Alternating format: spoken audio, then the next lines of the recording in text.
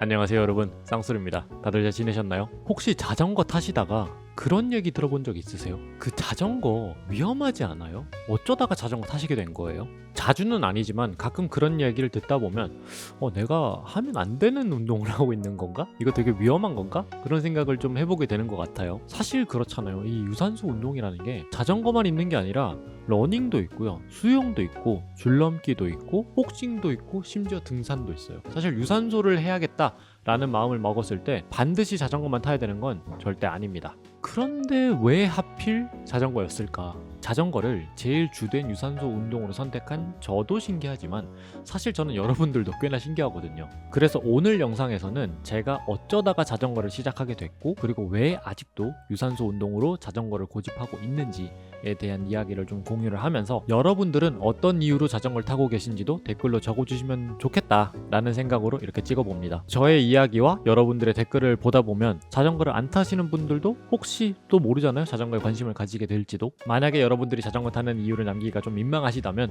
그냥 구독을 살짝 눌러주시는 것만으로도 제가 많은 분들이 이렇게 자전거를 취미로 잘 즐기고 계시구나 느낄 수 있을 것 같으니까 많은 댓글과 구독 부탁드리면서 오늘 영상도 시작해 보도록 하겠습니다. 우선은 제가 자전거를 시작하게 된 계기부터 여러분들과 이야기를 해봐야겠죠. 저는 청소년기를 싱가포르에서 살았거든요. 그동안 저희 아버지는 이제 기러기 아빠로 한국에 계속 혼자 계셨어요. 그래서 저는 저대로 아버지 부재의 이슈가 있었지만 또 아버지는 아버지대로 이 가족 부재의 이슈가 좀 있으셨거든요. 그래서 아버지께서 좀 외로움도 많이 느끼셨던 것 같아요. 그렇게 저랑 저희 아버지랑 한 8년 정도의 시간을 좀 떨어져서 지내다가 제가 한국에 이렇게 돌아왔는데 집에 웬 그 산악 자전거가 떡하니 이렇게 두 대가 딱 있는 거예요. 저는 몰랐는데 저희 아버지께서 그 자신의 그런 새로운 취미로 이 산악 자전거라는 걸 가져오셨던 거죠. 아버지를 둔 아들이시거나 혹은 아들을 둔 아버지시라면 아마 알고 계실 텐데, 아버지에게는 약간의 그 로망이라는 게 존재합니다. 어떤 로망이냐면 아들과 취미를 함께 하면 참 즐겁겠다.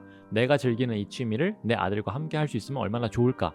뭐 이럴 때면 야구장에 같이 가서 야구도 보고 농구도 같이 하고 뭐 축구도 하고 자전거도 타는 일련의 그런 행위들을 아들과 같이 하는 걸 굉장히 좋아하시는 것 같고, 저 역시도 나중에 혹시나 아들이 있으면 나도 아들이랑 자전거 좀 같이 타보고 싶다라는 그런 마음이 있는데요. 물론 없으실 수도 있겠지만, 그래서 아버지랑 이렇게 자전거를 같이 타다 보니까 아버지랑 공통의 관심사가 생기기도 했지만 아버지랑 굉장히 많은 시간을 같이 보내게 됐어요. 이 자전거라는 게 집에서 나가서 돌아올 때까지 계속해서 자기 동행과 쭉 붙어있는 그런 시스템이잖아요. 그래서 저와 아버지 사이에 있던 그 공백, 그 여백을 굉장히 빠르게 채워놓을 수 있었던 계기가 이 자전거입니다. 그렇게 자전거를 시작은 했지만 사실 자전거를 계속된 저의 취미로 가져간다는 건 사실 다른 이야기잖아요. 그래서 이 자전거를 어쩌다 제가 지금까지도 타고 있는지에 대한 이야기도 좀 해보려고 하는데, 우선 가장 큰 이유는 운동 자부심인 것 같아요. 이 자전거가 타다 보면 이 땀도 좀 나고 숨도 좀 차고 내가 뭔가를 한 것만 같은 기분을 굉장히 많이 느끼게 해주거든요. 달리면서 바람도 좀 가르고 막 그러다 보면은 괜히 내가 뭐 좀 된 것만 같은 그런 기분을 저는 좀 느끼곤 했어요. 사실 제가 그 전에 자전거를 안 탈 때는 거의 집에서 게임만 했거든요. 뭐 주로 테일즈위버 같은 게임을 좀 많이 했었는데, 이게 사실 게임이 재밌어서 했다기보다는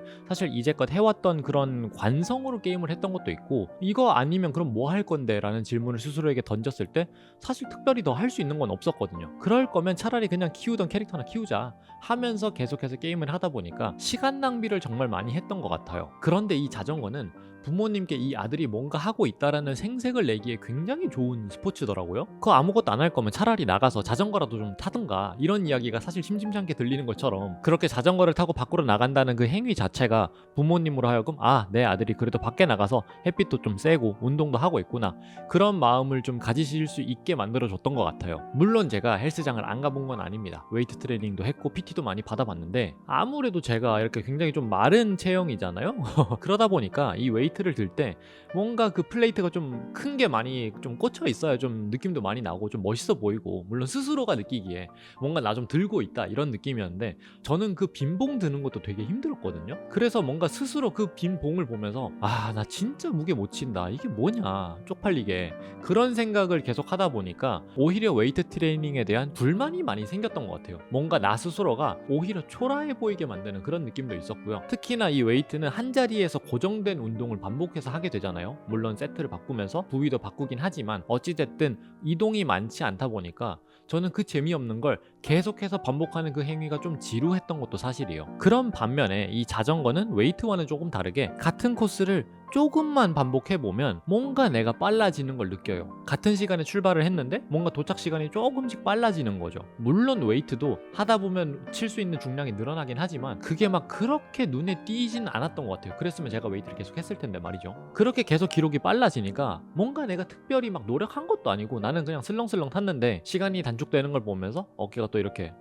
올라가게 되는 거죠. 생각해보면 그 기분 때문에 저는 지금도 자전거를 좀 타고 있는 것 같아요. 그리고 이제 두 번째 이유는 좀 새로운 장소의 탐험인데요. 이거는 제가 한국에서는 많이 느끼지 못하다가 이탈리아 돌로미티 지방에 그 그란폰도를 참가하려고 이제 가면서 느꼈던 그런 감정이에요. 국내도 뭐 어디가 예쁘고 저기가 예쁘다 해서 자전거를 타러 가보긴 했는데 사실 우리나라 안에서 하는 그런 국내 여행이라서 그런지 저에게 그렇게 감흥이 크게 오진 않았거든요. 그래서 큰 재미를 못 느끼고 있다가 이제 이탈리아를 갔는데 와 진짜 별천지인 거예요. 자전거를 타러 갔는데 정말 수백 명의 수천 명의 사람들이 막 자전거를 타면서 막 저 높은 산을 올라가고 있는데 저 위에는 막 눈이 쌓여 있는 거죠. 만년설을 제가 태어나서 처음 본 거예요. 산은 정말 높은 줄 모르고 올라가죠. 평지는 정말 넓은 줄 모르고 뻗어나가죠. 출발할 때는 분명히 반팔 반바지에 더운 느낌으로 출발을 했는데 올라가서는 이제 막 패딩을 꺼내 입어야 될 정도로 날씨는 춥고 그 추운 날씨 때문에 쌓여있는 만년설들을 밀어내기 위해서 그 불도저들이 밀어놓은 그 눈들이 옆에 쌓여서 벽처럼 높게 쌓여있는데 높이가 거의 한 5m쯤 되는 것 같더라고. 진짜 그 드위프트를 해보신 분들은 보셨겠지만 알프 듀에즈라는 그 굉장히 높은 산맥의 끝자락에 있는 그 코스에 들어가면 옆에 눈이 이렇게 쌓여 있거든요. 그걸 제가 직접 보게 되는 거죠. 브롬톤으로 일본 여행을 갔을 때도 마찬가지예요. 진짜 제가 그냥 보통의 여행객으로 갔으면 그냥 솔직히 다 지나쳤을 거예요. 뭐 그렇게 예쁜 줄도 모르고 그냥 이동 중에 차에서 졸면서 그걸 다 놓쳤을지도 모르는 일인데 브롬톤 타고 일본을 여행을 하면서 구간 그냥 제가 쉬고 싶은 곳에 캠핑 의자 펼쳐놓고 그냥 샌드위치 하나 먹으면서 구경 좀 하고 그런 정말 익숙치 않은 공간을 더 깊이 들어가서 내가 원하는 곳에서 내가 원하는 속도로 원하는 만큼 휴식을 취하면서 주변을 구경할 수 있다는 그 사실이 저는 굉장히 낭만적이었던 것 같아요. 이 자전거를 한 단어로 표현해보세요 라고 한다면 저는 낭만이라고 아마 표현을 하게 될 것 같네요. 사실 이 두 가지 이유 외에도 제가 좀 다른 이유들도 있지 않을까 좀 쥐어짜 보려고 좀 노력을 했어요. 자전거를 11년이나 타고 있는데 이유가 두 가지밖에 없다면 좀 너무 간략하고 좀 약해 보이지 않을까 이런 생각을 하면서 세 번째 이유가 뭐가 있을까 계속 고민을 해봤는데 오히려 두 가지밖에 없다는 사실이 결국 저에게 큰 행복과 위안으로 좀 다가왔어요. 내가 이 자전거를 즐기는데 특별히 거창한 이유가 필요한 게 아니구나. 나는 이 두 가지 이유로 자전거를 타왔고 앞으로도 이 두 가지 이유면 충분하겠구나. 그런 생각이 들면서 뭔가 기분도 좀 좋고 괜히 좀 뿌듯하고 대견하고 그런 생각이 좀 들었어요. 여러분들은 어떤 이유로 자전거를 계속 타고 계신가요? 저는 이렇게 두 가지 이유를 여러분들께 말씀드렸지만 아마 여러분들은 다른 이유로 타고 계실 확률이 조금 높은 것 같아요. 사실 자전거라는 게 별달리 특별한 행위를 하는 건 아니거든요. 내가 이렇게 자전거를 탄다고 해서 옆에 저 사람은 완전히 다른 방식으로 즐기는 뭐 사진으로 치자면 나는 풍경만 찍고 있는데 옆에서는 인물만 찍고 있는 그런 느낌의 큰 차이는 아마 나지 않을 거예요. 하지만 자전거를 계속해서 타오고 있는 이유는 저와 분명히 다르실 거라고 생각합니다. 물론 같은 분들도 굉장히 많으시겠지만요. 그래서 저와 같이 이 자전거를 즐기고 있는 여러분들은 어떤 소중한 이유로 자전거를 즐기고 계신지 궁금해졌어요. 여러분들이 말씀해주시는 나는 이런 것 때문에 자전거를 계속 타고 있어요 라는 것들 중에 혹시 제가 이제껏 생각해보지 못한 것들이 있다면 저 역시도 그 감정을 한번 느껴보려고 이번에는 조금 더 색다른 라이딩을 기획을 해볼 수도 있을 것 같아서 여러분들은 어떻게 타시는지 댓글로 많이 남겨주시면 너무나 감사할 것 같고요. 만약에 아직 자전거를 타고 계시진 않으시지만 자전거에 관심이 있으신 분들이라면 이렇게 제 채널에서는 자전거를 타는 많은 분들과 다양한 교류를 하고 있으니까요. 그런 내용들을 여러분들이 꾸준히 받아보실 수 있게끔 구독을 해보시는 것도 좋을 것 같습니다. 오늘 제가 준비한 영상은 여기까지고요. 저는 또 다음 영상으로 찾아뵙도록 하겠습니다. Bye guys.